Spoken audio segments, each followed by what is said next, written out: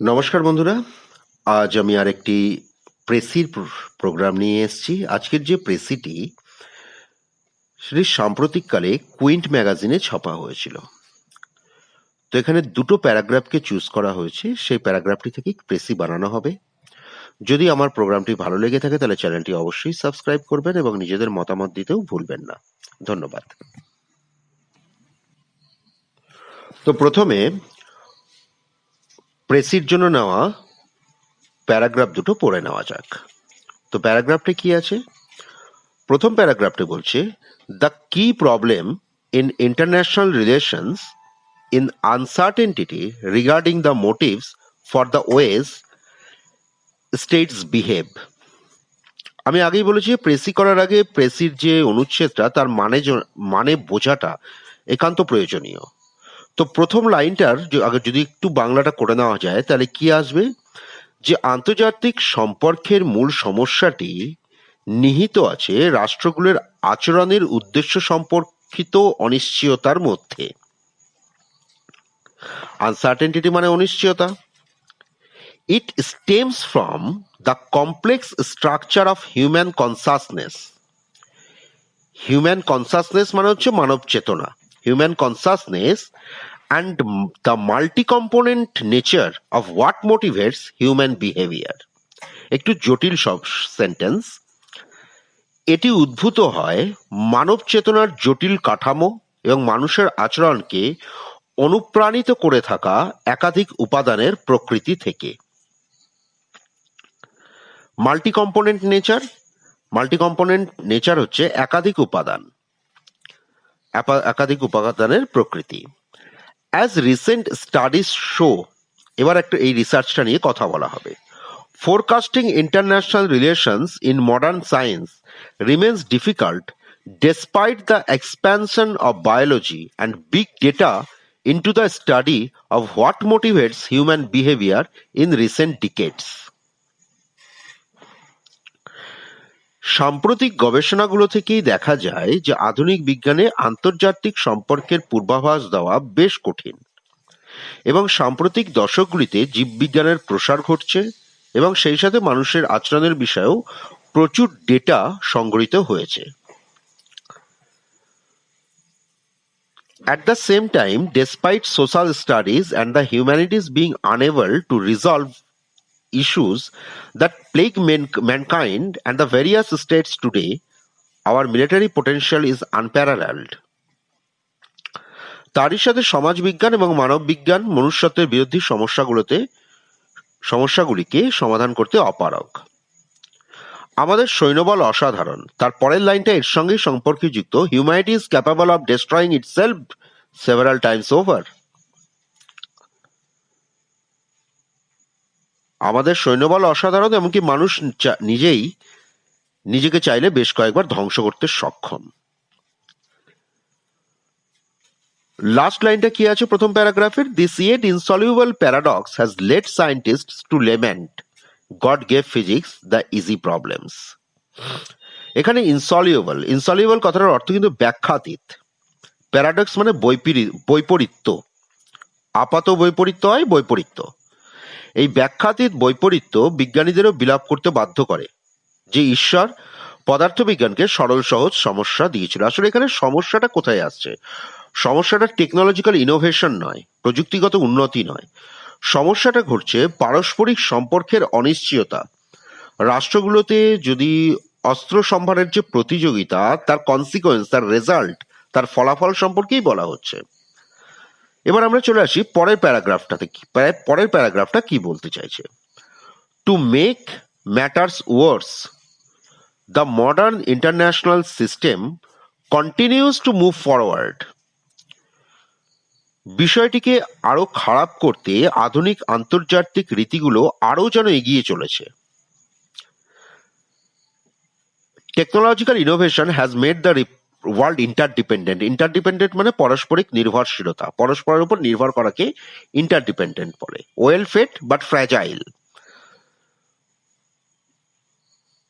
Well fade মানে আসলে feed মানে খাওয়ানো। ওয়েল ফেড মানে হচ্ছে পারস্পরিক নির্ভরশীলতা বেড়ে গেছে, সম্পর্কটা দেখতে সুন্দর লাগছে, কিন্তু তা অনেকটাই ঠুনকো। ফ্র্যাজাইল মানে হচ্ছে ঠুনকো বা ভঙ্গুর। Political leaders and researchers of international relations are experiencing a subjective feeling that the world is deeply unstable. এই অস্থিরতা রাজনৈতিক নেতারা এবং আন্তর্জাতিক সম্পর্কের গবেষকরাও অনুভব করছেন। অস্থিরতা এখানে ডিপলি আনস্টেবল দ্বারা অস্থিরতাকে বোঝানো হয়েছে। Observers talk about a crisis. পর্যবেক্ষকরা একটি সম্পর্ক, এমনকি আন্তর্জাতিক শৃঙ্খলার পতন বা নষ্ট হওয়ার সম্পর্কেও কথা বলেন। Observers talk about a crisis, even a collapse or ক্রাম্বলিং of the international order, and do not dare to speculate about what may come to replace it. Speculate মানে হচ্ছে কোনো কিছুর পূর্বাভাস দেওয়া বা জল্পনা কল্পনা করা। পর্যবেক্ষকরা একটি সংকটকে বুঝতে পারছে, এমনকি আন্তর্জাতিক শৃঙ্খলার যে পতন হচ্ছে সে সম্পর্কেও তারা কথা বলছে, কিন্তু এর প্রতিস্থাপনের জন্য কি করা যেতে পারে তা জল্পনা কল্পনার সাহস তারা করছে না, কারণ অস্ত্রের একটা অস্বাভাবিক প্রতিযোগিতা চলছে। তো পুরো প্যারাগ্রাফটা যতটুকু আমি বাংলা বললাম, তো সেখানে কি সামনে আসছে, যে সাম্প্রতিককালে একটা রিসার্চ হয়েছে, সেই রিসার্চে কি বোঝা গেছে, যে আন্তর্জাতিক সম্পর্কগুলো অনেকটাই ভঙ্গুরতায় পরিপূর্ণ, অনেকটাই অনিশ্চিত হয়ে গেছে। যদিও জীববিজ্ঞানের উন্নতি ঘটেছে, মানবীয় আচরণ সম্পর্কে প্রচুর ডেটা সংগঠিত হয়েছে, তথাপি এই টেকনোলজিক্যাল উন্নতির দ্বারা মানুষকে নিজেকেই ধ্বংস করে দিতে পারে। এমনকি রাজনৈতিক নেতা এবং আন্তর্জাতিক সম্পর্কের গবেষকরা এটা বুঝতে পারছেন, কিন্তু তার সলিউশন কি হবে তা বিষয়ে তারা কিছু বলতে পারছেন না বা বলতে অপারগ। তো আমরা এবার প্রেসির পয়েন্টগুলোকে একবার দেখে নিই, কারণ এই পয়েন্টগুলোর উপরেই প্রেসিটা তৈরি করা হবে। এর আগে বলে নেওয়া যাক যে টোটাল যে অনুচ্ছেদ দুটি, তাতে ওয়ার্ড লিমিট কত আছে 184। তো প্রেসির একটা ট্র্যাডিশনাল নিয়ম আছে যে টোটাল ওয়ার্ড লিমিটের 1/3 মতো, এমন না যে একদম অ্যাকুরেট 1/3 হতে হবে। তো আমরা চেষ্টা করবো 60 to 70 ওয়ার্ডস এর মধ্যে প্রেসিটা যেন হয়ে ওঠে। তো আমরা পয়েন্টগুলো দেখে নিই। A, a recent experiment is occurred. B, international relations have become unpredictable. C, advancement in the field of biology can't give answer to complicated human nature. D, military improvement has made human existence more steady. E, technological advancement has made life shaky. F, none has resolution. তো এই 6টা মূল পয়েন্টের উপরে প্রেসিটা তৈরি হবে। তো আমরা এবার প্রেসিটা তৈরি করে নিই, দেখা যাক প্রেসিটা। দেখে নেওয়া যাক প্রেসিটা কিভাবে তৈরি হয়। তো আমরা প্রথম লাইনটা কি লিখছি, an experiment of late uncovers world wide connection in current time is completely capricious. Capricious কথাটার অর্থ হচ্ছে অনিশ্চিত, যা অনির্ভরযোগ্য, যার উপর নির্ভর করা যায় না।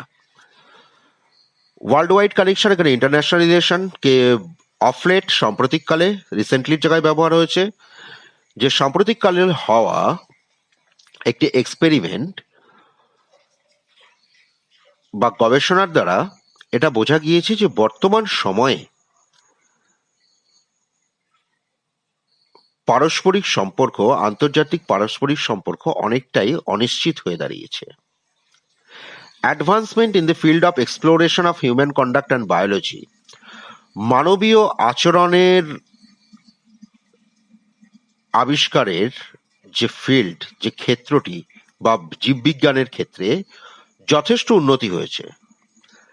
Advancement in the field of exploration of human conduct and biology can't give any answer for the convoluted human behavior. Convoluted কথাটির অর্থ হচ্ছে জটিল।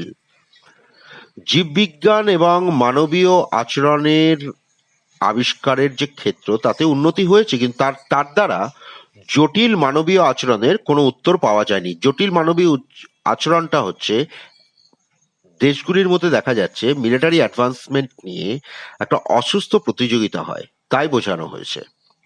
Military improvement has made human existence more steady.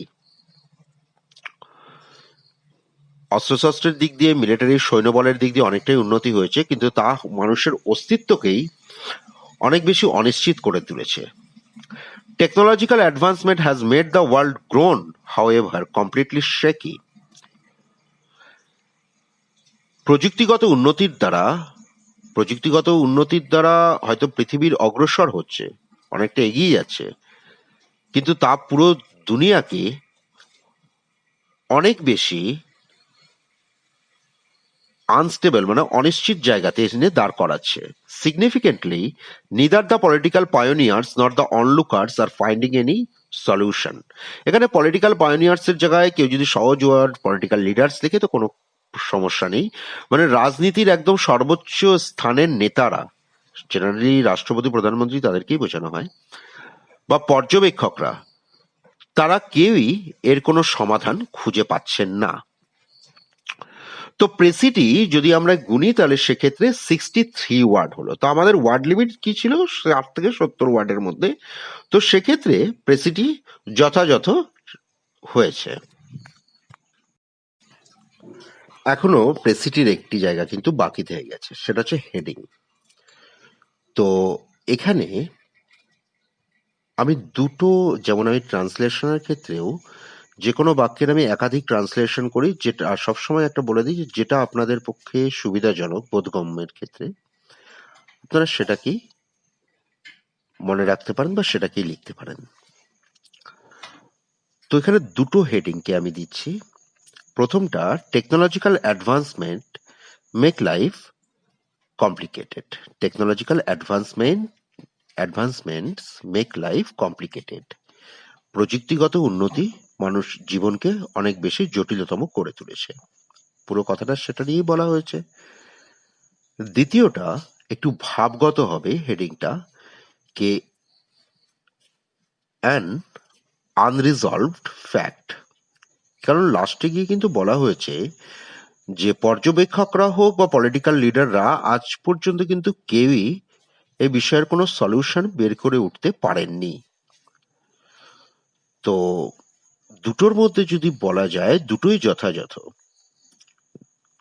যদি কেউ বিগিনার্স যদি কেউ হয়ে থাকে, সবেমাত্র প্রিপারেশন শুরু করেছে, তো তার ক্ষেত্রে আমি বলবো technological advancement make life complicated ঠিক আছে।